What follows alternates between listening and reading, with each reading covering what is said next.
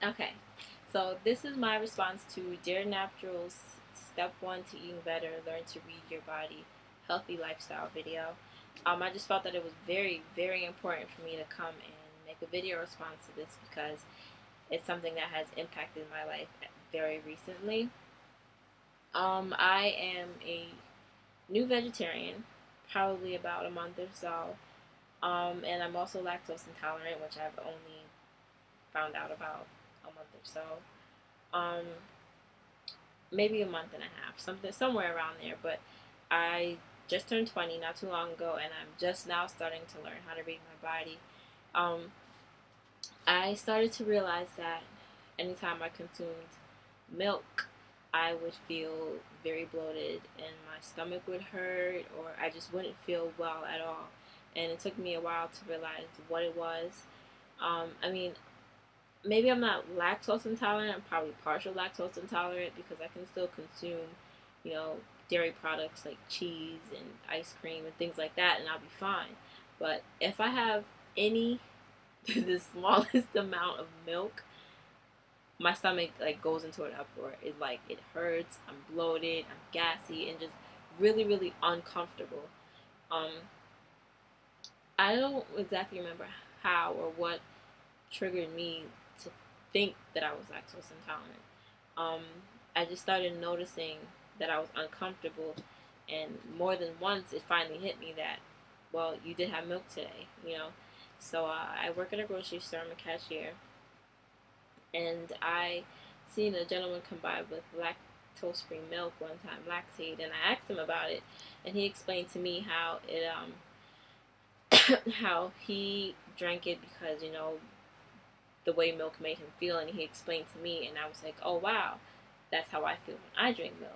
So when next time I went grocery shopping, I picked up lactose-free milk, and ever since then we've been married. Yep, married, married, married. I realized that lactose-free milk or lactate is so much better for me. I'm more comfortable. I can eat my oatmeal in the morning and not feel like crap all day because of the milk that I put in it. Now, the reason why I recently turned vegetarian, which kind of sucks because I'm Jamaican, and us Jamaicans, I love my pig foot, and I love my chicken foot, I love my curry goat, I love my oxtail, I love me some oxtail. Do I love me some oxtail? But I can't eat it anymore. I started to realize that my body, just anytime I ate any kind of meat, I would feel nauseous. It took me forever to realize this, and I mean forever, because like I said, your girls love some oxtail. So probably a couple weeks ago, a month ago, um, I finally realized, I was like, I'm tired of feeling like this. My fiance pointed out to me, every time you feel nauseous, it's because you've eaten some kind of meat. And a friend of ours their girlfriend was vegetarian, and she told me this maybe a year ago. She was like, yeah, I had to stop eating meat because I just realized I would feel sick every time after I ate it.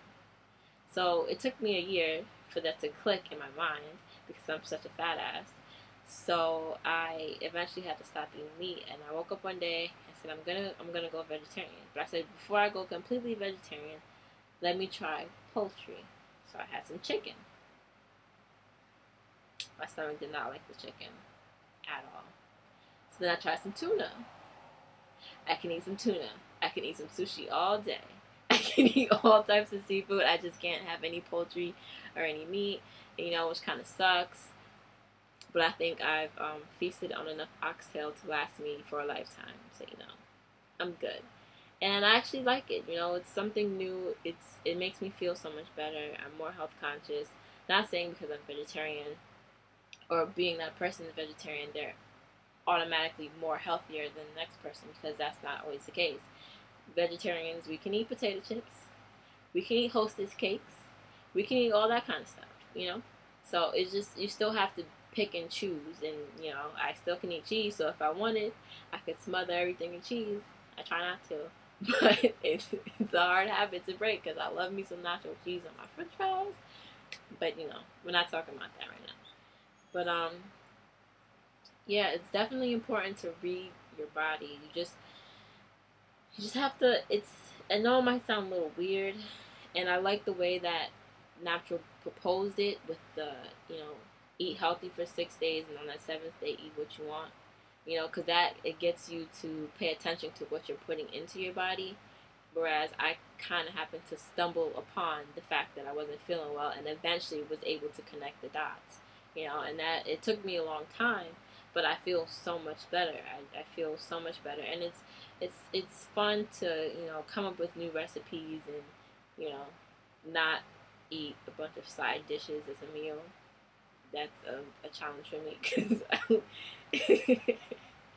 I'm still learning how to cook vegetarian dishes and stuff like that because nobody else in my family eats the way I do. But yeah, I just, it is very important to listen to your body. Very, very important. And you know, being a college student, I know how having class all day, in between classes, running to the vending machine, grabbing Pop Tarts or whatever else you could find, and just shoving that down your throat to hold you over till the next time you have a break, which is probably a couple hours, and then in between work, eating cookies, and I understand that, but it's just, you have to want to be healthier. You have to want to make wellness a goal. You have to want that for yourself before you can do that. And I found that telling somebody that you're going to do something is different than keeping it to yourself and actually executing it. Because it's like, if you make the promise to yourself, you know, if you say, I'm going to get up and go running in the morning, then when you wake up, you know you told yourself you're going to go running in the morning. And if you tell your husband, your boyfriend, your sister, your brother, tell them, oh yeah, tomorrow I'm going to go running. Ha! Yeah, alright, you're not going anywhere. You know, it's a little different. You feel that discouragement. And in the back of your mind, you're like, yeah, I knew I wasn't going to go running in the first place, you know? So you have to want it for yourself, you know? And wherever that comes from for you, like for me, part of it came from my body and not being very well, realizing certain stuff just didn't work with me, and also a majority of my family being morbidly obese. Um, you know, that was also a big for me. My dad, he went from being almost nearly 400 pounds and losing a couple hundred pounds, and he looks great, you know. So stuff like that for me hit home, and it eventually taught me, you know, to be more selective about what I put in my body. And